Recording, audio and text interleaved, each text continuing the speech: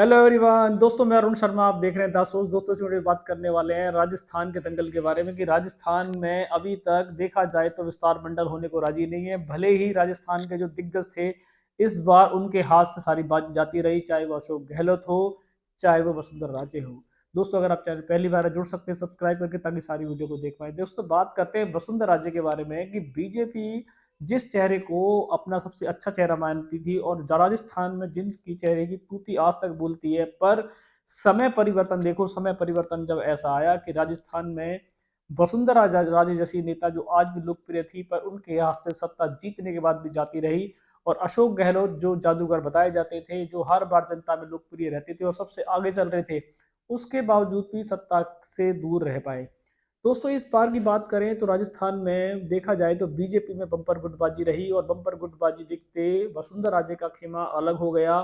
और बीजेपी के जो केंद्रीय मंत्री थे और जो बीजेपी के लोकल मंत्री थे, उनसे जब वसुंधरा राजे की 36 का आंकड़ा था, वो ये कहते थे कि वसुंधरा राजे को घमंड भरा हुआ है और वो घमंड के मारे बीजेपी में अपनी प्रॉपरली हाजिरी नहीं लगाती और वो घर से सरकार चलाती हैं, जिससे बीजेपी ने उनसे दूरी बनानी शुरू कर दी। और 5 साल वो अपने घर से सरकार चलाती हैं, जिससे केंद्रीय मंत्री नाराज थे और वहां के राजस्थान के जो भी उनके सहयोगी थे वो उनके साथ सहयोग नहीं करती थी।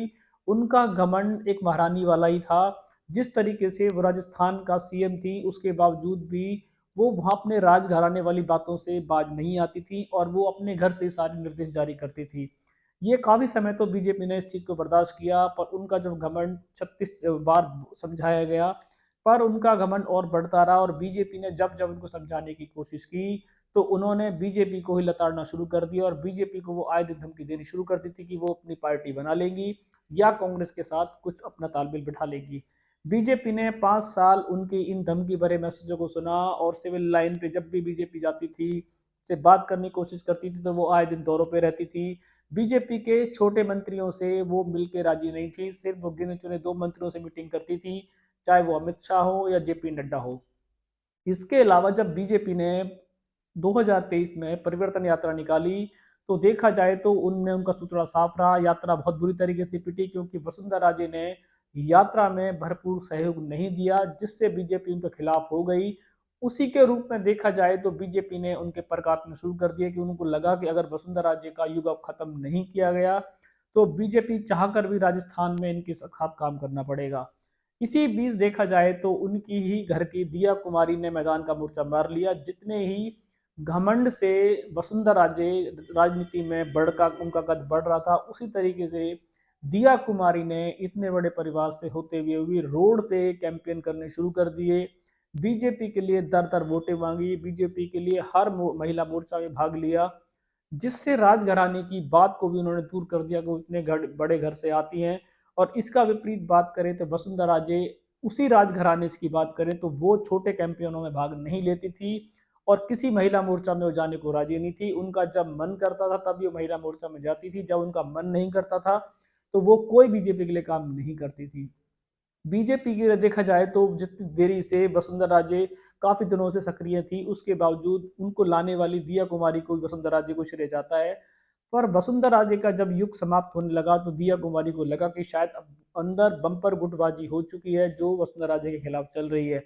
उन्होंने मौके का भरपूर फायदा उठाया और उन्होंने वो काम किए जो वसुंधरा राजे ठुकरा देती थी या वसुंधरा राजे नहीं करती थी, चाहे वो डोर टू डोर कैंपेन हो, पब्लिक में जाना हो, महिला प्रोटेस्ट हो। उन्होंने हर महिला मोर्चा में भाग लिया, जिससे बीजेपी गदगद हो गई और बीजेपी ने ये गांठ बांध ली कि आने वाले समय में वसुंधरा राजे की जगह विकल्प है तो दिया कुमारी है, क्योंकि वो राजघराने से है और वो काफी दिनों से राजनीति में सक्रिय थी, पर उनको वसुंधरा राजे के चलते कोई बड़ा पद नहीं मिल पाता था। पर अब महिला मोर्चा या जितने भी विधायक दल के नेता थे, जितने बीजेपी में गुटबाजी हुई, वो सब वसुंधरा राजे के खिलाफ हुई। और जितने भी अब उप डिप्टी सीएम की बात करें तो किसी ने भी दिया कुमारी के खिलाफ मोर्चा नहीं खोला। सब नेता और जेपी नड्डा, भरत शाह, अमित जी की खास मेहर देखा जाए तो दिया कुमारी को देखने को मिली है।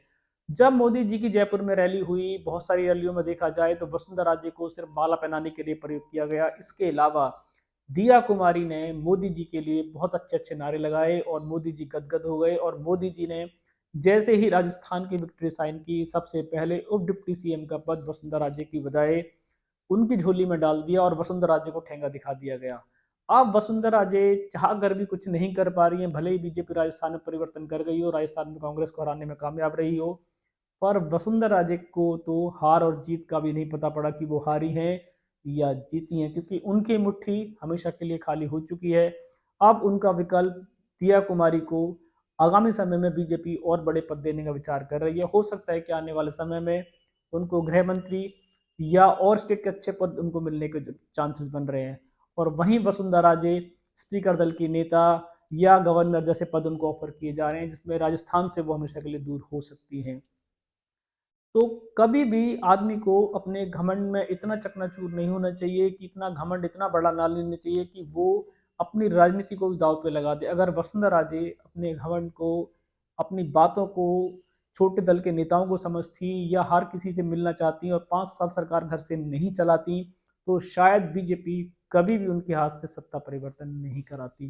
पर देखा जाए तो वसुंधरा राजे ना तो झुकने को तैयार थी, ना वो समझने को तैयार थी। बीजेपी ने जब परिवर्तन यात्रा के लिए उनको आदेश दिए, तो वो किसी यात्रा में नहीं गई और ना उन्होंने अपने लड़के को किसी यात्रा में सक्रिय किया, जिससे बीजेपी की यात्राओं में कमी तो बहुत आई और उन्होंने इसका टीकरा वसुंधरा राजे के सर फोड़ दिया। और वसुंधरा राजे के लिए उन्होंने एक प्लान बनाया कि भले ही राजस्थान में बीजेपी हारे, भले ही राजस्थान में बीजेपी जीते, पर इस बार वसुंधरा राजे को किसी भी रूप में मौलिक वैल्यू नहीं दी जाएगी, जो आगामी समय को देखने को मिला।